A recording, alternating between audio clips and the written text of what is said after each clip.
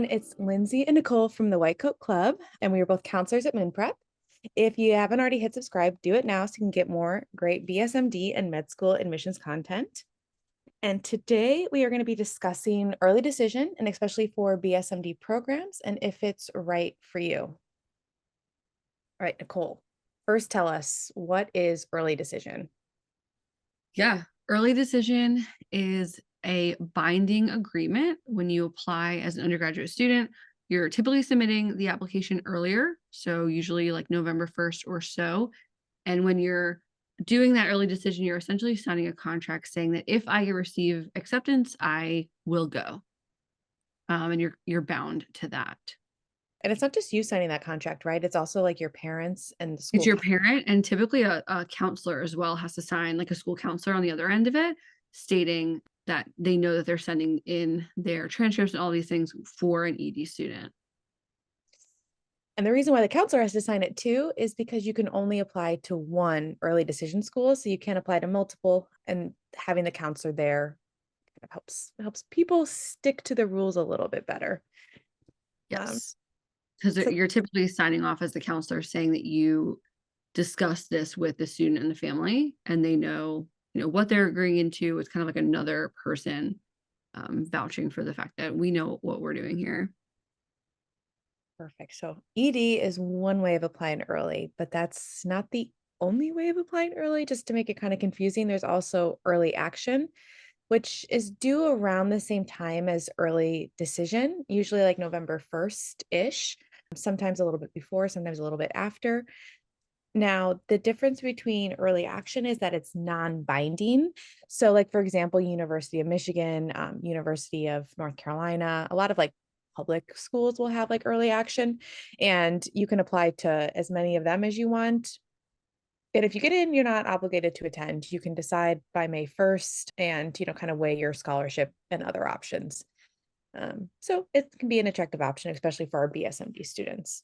Now, what about restrictive early action, also known as single choice early action?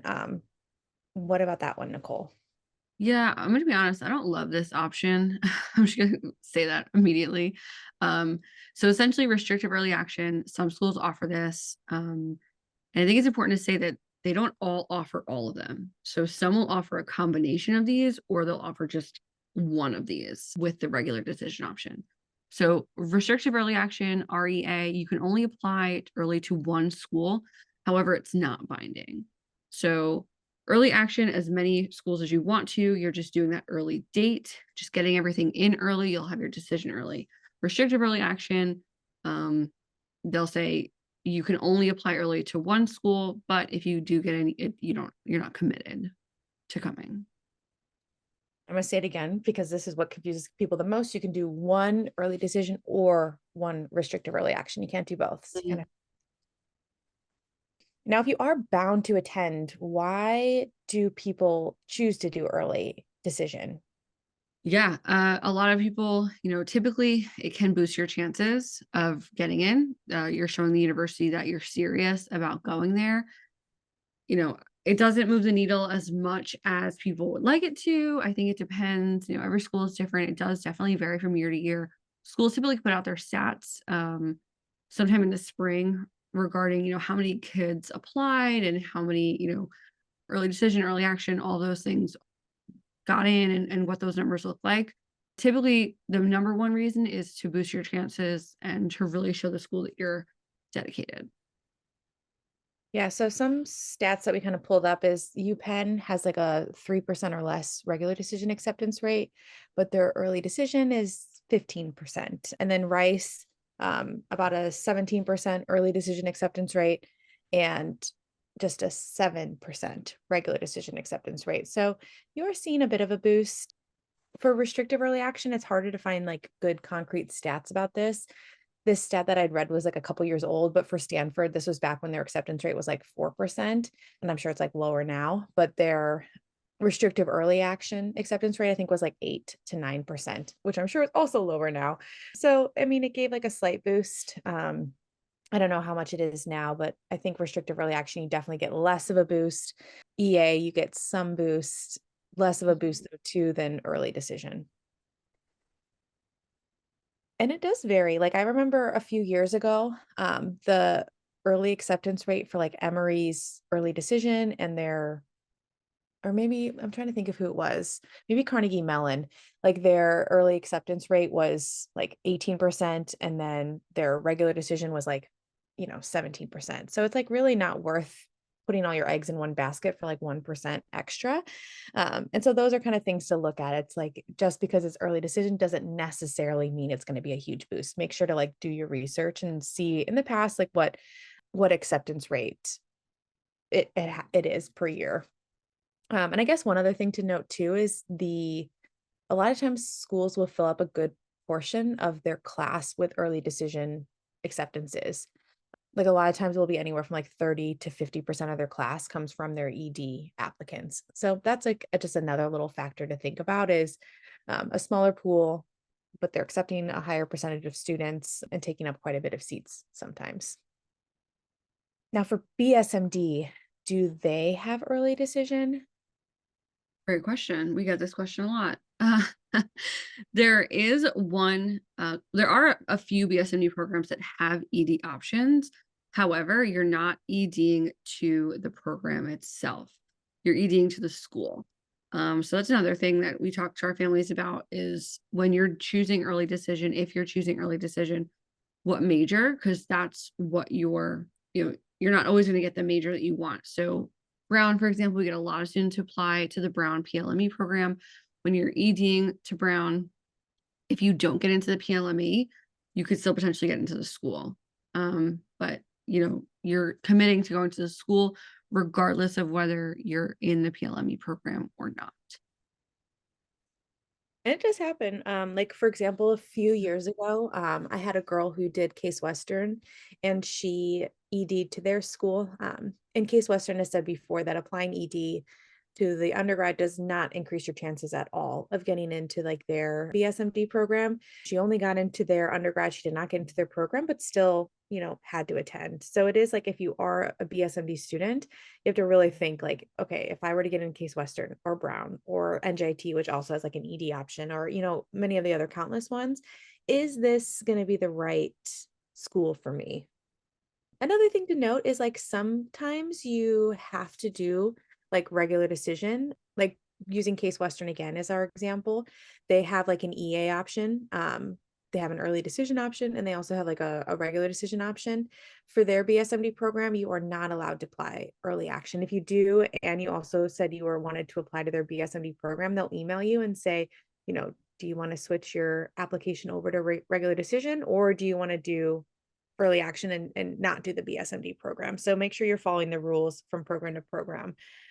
Whereas other programs like Brown, Rochester, you can either do, the early decision or regular decision. Mhm. Yeah, and some BSMD programs you have to apply by the early action deadline. Some don't even have early action, but you just have to apply by an earlier deadline. They have their own deadline. So definitely making sure you're paying attention and you're doing the research on what is due when for what programs. Mhm.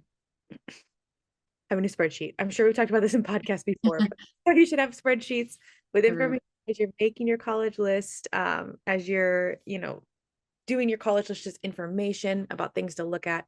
These are all things you should be tracking and looking at, because it's a lot of numbers. There's a lot of things to be looking at and remembering. Absolutely. I think I the just, tricky part comes in, does every school offer ED and EA? A lot of families will talk to you or will say, I don't know if ED is the best option. They'll say, oh, well, then we'll just do early action. And doesn't always have that option. Not every school offers both. So then they're, maybe stuck doing a regular decision and they wanted to do something a little bit more serious than that, or they wanted, an earlier decision time. So that's kind of the struggle, but it is like a combination. Every school has a different combination of what they offer and the ways to apply. So just again, with that spreadsheet, making sure you know what is available at what school. yeah, because there's no rhyme or reason, to be honest. Like, for example, University of Chicago has early action and early decision, and of course, regular decision. Some schools like NYU will have early decision one, early decision two, which we'll talk about in a little bit, as well as, the regular decision, and then like UPenn, early decision and regular decision. So it just kind of varies from place to place. And yeah, definitely have your spreadsheet. keep this information and figure out what's going to be the best choice for you. And to that end, Nicole, like what are some things that students should be considering before they do pick their early decision school? Yeah, there's definitely some variables if you want to ED, what we want to consider here. Cost is a big one. Now there are some implications. There are some ways you can get out of an ED because of costs, which we'll get into a little bit later. But that's one of them. Second thing I'll say is if you're 100% committed to going to this school, regardless of major, again, like we said with Brown, even if you don't get into the PLME, you're definitely committing to going to Brown. Seeing if you're even going to, have a good chance of being accepted. So looking at your stats versus the typical stats of accepted applicants. Some people kind of use ED as like that Hail Mary of, oh, I'll just do it. We'll just see. And I think the problem with that is, they're maybe not even 100% committed. It's just kind of a dream. And, yeah, we'll just see if we get in. And if they do, then they're kind of surprised, definitely. And, now they're considering their life in this state, in this place, in this school that they really just kind of thought would never happen. A big one for our students is the potential of other offers. So for our students who are applying BSMD, those acceptances come in much later. We're talking February, March, well, whether they got into the program or not. Or you'll find out if you got into your ED school much earlier. So I have a student right now who ED'd to UPenn. We went over everything, all of the variables, and she received her acceptance very early, as soon as it came out. A couple weeks later, all of her BSMD interview invites started rolling in, and she had to go through and like formally rescind all of her applications and, tell them, yeah, I rescinded my application. I can't interview with you. And I think was extremely thrilled with her decision and the fact that she got her ED school, but it could sting a little bit for some other students who would prefer a BSMD instead, or kind of like that what if. Yeah, the goals of a student can vary because there's no one right way to do it. It totally depends on what the goal of the student is. And Exactly. yeah, it's tough. That's what I always tell kids too. It's like, well, what could you live with? Like, could you live with not knowing, or do you like want to get into UPenn or Duke or Rice, more than anything else in the world? Like, what is that number one goal? Yeah. Something that doesn't necessarily pop up too often, but sometimes kids will ask about like test optional. Can you apply test optional as an ED student? Like, will it hurt your chances? Because of course you're kind of giving them like one less piece of the pie to be evaluating. And I was just looking at Emory's numbers, and I can't remember exactly what it was, but it's like 30 to 40% of the students did apply test optional, did not submit any scores, standardized test scores. And so it's a pretty good chunk. And it's hard to say too about like, what was the real reason why they got accepted versus like the kids who didn't get accepted. But it is definitely a possibility to do test optional as long as you are a competitive applicant in all the other ways. Like, your GPA is similar to the accepted students. You've got a competitive resume if that's what the school is looking for. If they track demonstrated interest, you've shown that and things along those lines. So there definitely is a lot of different factors that students should be considering.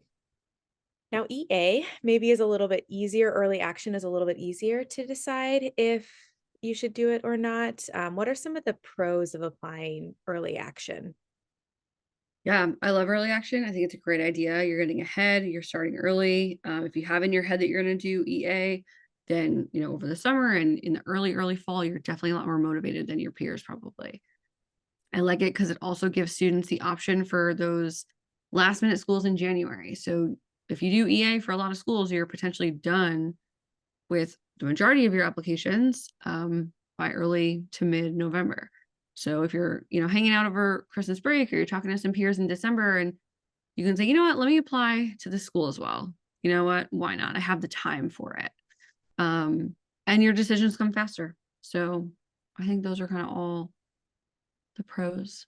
Yeah, like so University of Michigan and University of North Carolina sent out their acceptances in I think like end of January this year. And so a lot of our students, had maybe potentially great acceptances already in their pocket. It kind of does take a lot of that stress off of those students as they wait for maybe like their top Ivy Leagues or BSMD programs or things like that.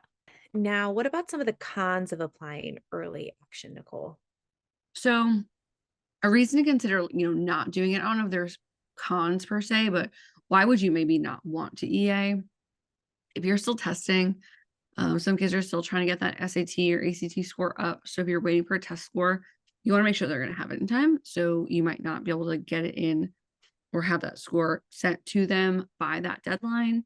Um, and kind of similarly, if you're taking courses in the fall of senior year that you want these schools to see, you want them to see the grades for. So if you are taking an AP class or AP bio and you want to go pre-med, things like that, that you really want them to see that you're doing exceptional in the course. That could be another reason to consider just waiting for regular decision. Once again, it's going to be a personal decision. There's no like right or wrong way to do it, except for if you didn't look at like what your particular case is. So ultimately, just making the right choice for you is hopefully Mhm. the best way to do it. And then, depending on how many schools you have on your list, depending on how many schools offer early action, we may just need to prioritize some over the others. It's kind of hard to say I'm going to apply to, 20 schools for that EA deadline. It might not happen. We really want the quality there. So there may be some that we decide just to push off to that regular decision to spend more time on. That is such a good point. I remember, and this is honestly one of my favorite families, but whenever they first joined, they're like, we want everything to be done by like September 15th. And Mm, I was like, I'll be realistic with you right now. Like that is just like not going to happen. And they had a massive list. I think it was like 30 to 40 schools deep. And I was like, realistically, it can't happen because a lot of BSNE programs, are still updating their stuff. And like it's sometimes a tight turnaround. It's a lot of essays. The dad was super confident it would happen. And then of course it didn't happen at the end. He was like, Lindsay, you were totally right. Like it was never going to happen by September 15th. And I was like, I know I've been doing this for a little bit at that point. And so, it is a lot to do by November 1st. And, having those realistic goals and not like we could have potentially gotten everything done by October 1st, but then we would have been really, sacrificing quality and then maybe wouldn't have gotten into some of those top universities that she did get into because we were trying to rush things. So we definitely have usually a priority list. And if things don't get done in time, then they get, kind of pushed back to regular decision. yeah. I love the aspirational, let's try to get things as soon as possible. Happens all the time. I do really love it. But that's why, working with someone else is helpful because we can kind of set those um more realistic parameters around timelines. What's going to happen and what's not. And she did get everything done in a timely manner, but it was definitely not September 15th. But okay, so let's just say hypothetically a student doesn't get into their early decision one school, or if they applied restrictive early action, they didn't get into that. There is another option that they can do, and that's called early decision two. I think that this is a little bit lesser known. It essentially has like the exact same rules as ED1, where you can only apply to one. You are bound to attend if you get accepted. And, you know, some schools will offer ED2, some schools won't, even if they do offer ED1. The deadlines are typically right around the same time as like the regular decision deadlines. Like I remember a few years ago, like NYU's was on like January 5th for regular decision and for their ED2. So it's like the exact same deadline. Now, the boost of acceptance is kind of where there's a little bit more discrepancy between ED1 and ED2. So this stat's a little bit old, but for Vanderbilt, ED1 acceptance rate was 24%, and then ED2 was just 10%. It's kind of a huge cutoff because you're like a little less committed. You applied in January. So schools don't necessarily reward this as much. Emory kind of had the same stat, 31% for ED1, 12% for ED2, and then just 10% for their regular decision. So it's a slight increase, but not necessarily a huge one. Do you usually suggest to kids to do an early decision school, Nicole? I'd say no as a rule of thumb. I'd say for the majority of the type of students that we work with, at Moon Prep who are, really heavily wanting pre-med and BSMD, I don't get a ton, probably only like 20% of my students do choose CED. Yeah. And then from that, I think this past cycle, I only had one student do an ED2 out of all of them. It's definitely much more rare. I would agree.